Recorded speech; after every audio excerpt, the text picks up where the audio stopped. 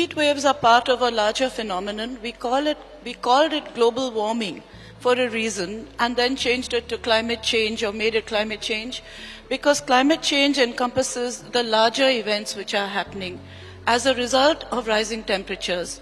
The heat wave is one manifestation across the world, as you said, even in London.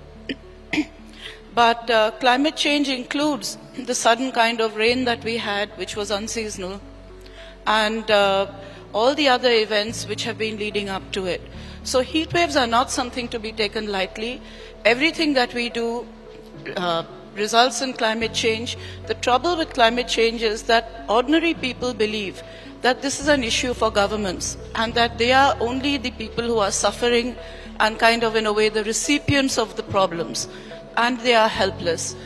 The real fact is that every action that people take results in what they get, including government action, and it's up to us to make sure that we petition governments and make sure we get the kind of actions that we want.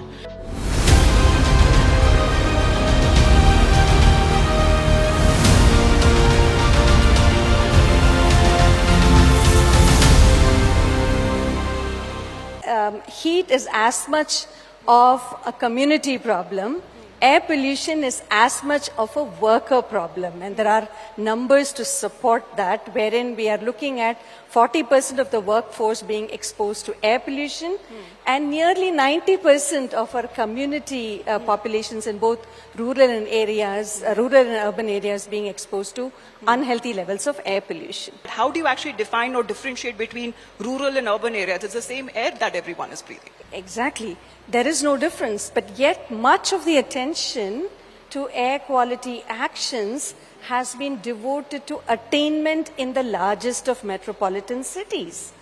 Whereas air is unhealthy for all populations in rural and urban areas, and therefore there is an opportunity now for us to recognize that the big numbers, the health burden is really coming from air being unhealthy and heat being unbearable throughout the country. And rural areas, one of the most under-recognized factor is the emissions from the continued use of solid fuels for cooking. We talked about not cutting trees for some, sporadic purposes like, perhaps, having electronic voting machines. But you really look at how many trees are we cutting every day for supplying everyday cooking needs for rural populations. Every woman who cooks with biomass is not only getting exposed herself, is exposing her family members, but these emissions are going outdoors. And half of Delhi's problems, or probably a third of Delhi's problems, is because of quite a bit of the neighboring states' rural populations. We talked about the climate change and increasing the temperature.